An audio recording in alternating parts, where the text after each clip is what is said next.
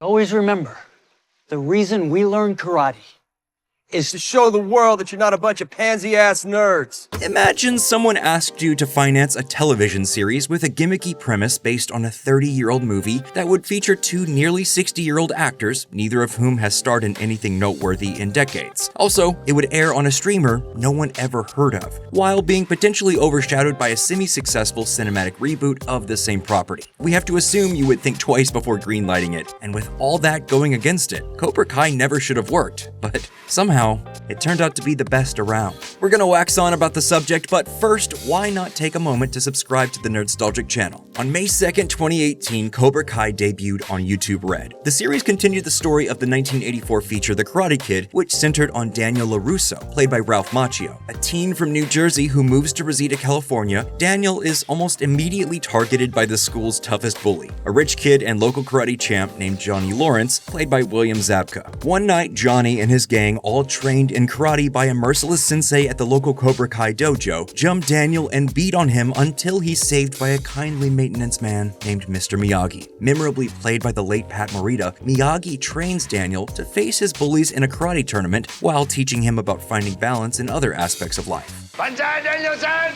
Hey, Banzai! Directed by John G. Avildsen, who won an Oscar for helming 1976's Rocky, The Karate Kid was something of a teenage version of the iconic boxing film, and it had a similarly energizing effect on audiences. It became a sleeper hit and finished as the 5th highest grossing release of the year. Its massive success spawned 2 direct sequels, a cartoon series, and a spin-off movie about the next Karate Kid, starring Hilary Swank and including Morita's Miyagi. But when that bombed, the Karate Kid franchise was basically over. As one of the most iconic films of its day, however, The Karate Kid would remain a widely referenced part of pop culture. Now return to The Karate Kid with realistic human feelings. You're all right, LaRusso.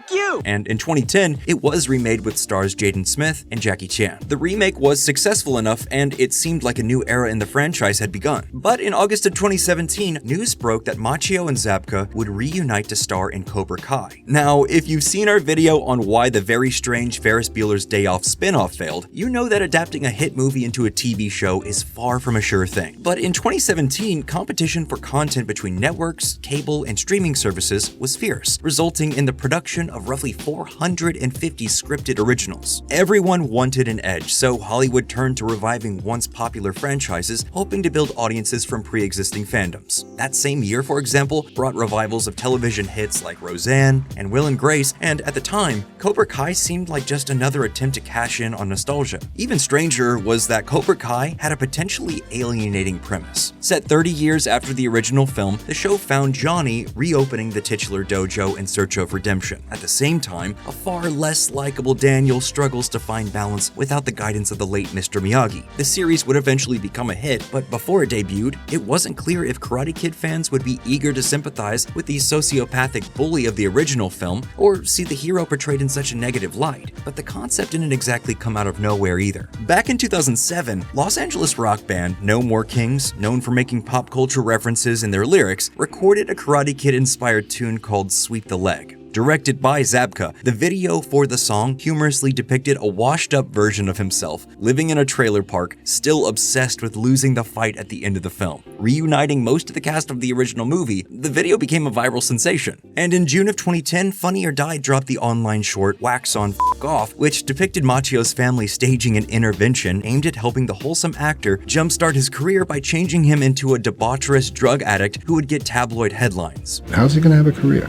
He's not an alcoholic. If he were a degenerate, I could sell him. The widely lauded video made plenty of references to The Karate Kid and also went viral. Then, in 2013, Macchio and Zabka played themselves in an episode of How I Met Your Mother, which featured the character of Barney Stinson declaring that he hated Macchio. Shut it, Ralph Macchio. And that Johnny was the real hero of The Karate Kid. Zabka even became a reoccurring guest on the show. Billy won't kick you in the face. It's not even my move.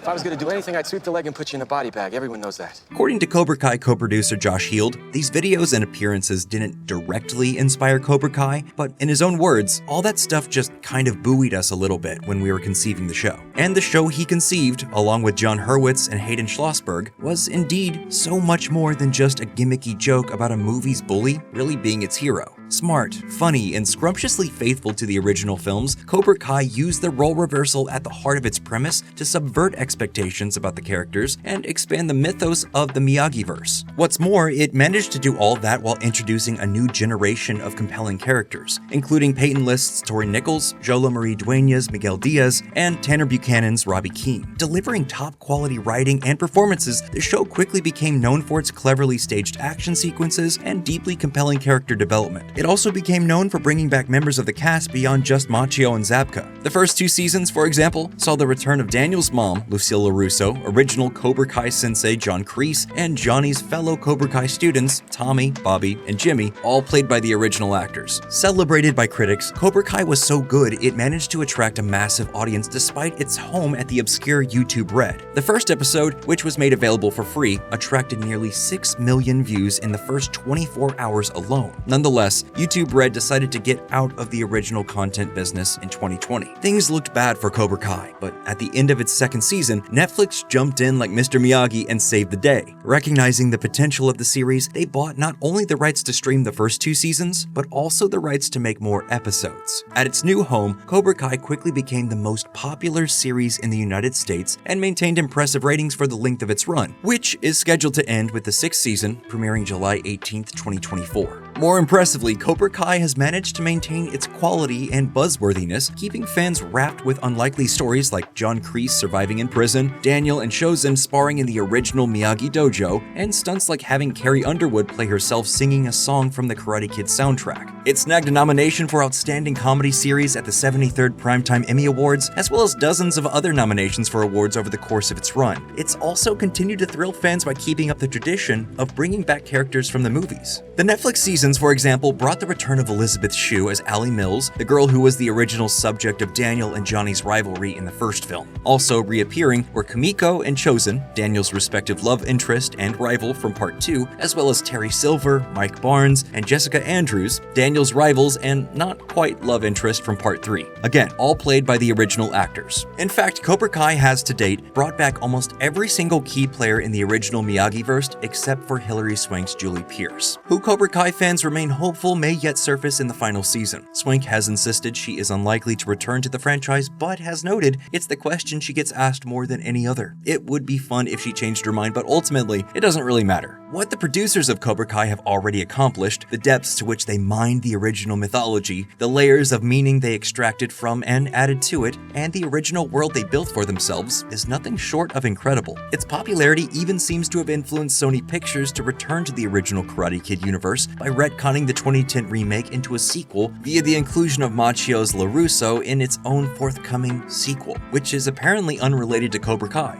Okay, that's confusing, but the point is, Cobra Kai's 6th season celebration of everything we loved about the Miyagi-verse turned out to be a masterclass and what's possible when the right creative team is allowed the time to fully explore and build on a beloved fictional universe. And sadly, it's the kind of thing that's increasingly less likely to happen in today's television landscape, where early cancellations and short leashes for new shows are the norm. Let's hope the next generation of producers can catch flies with chopsticks.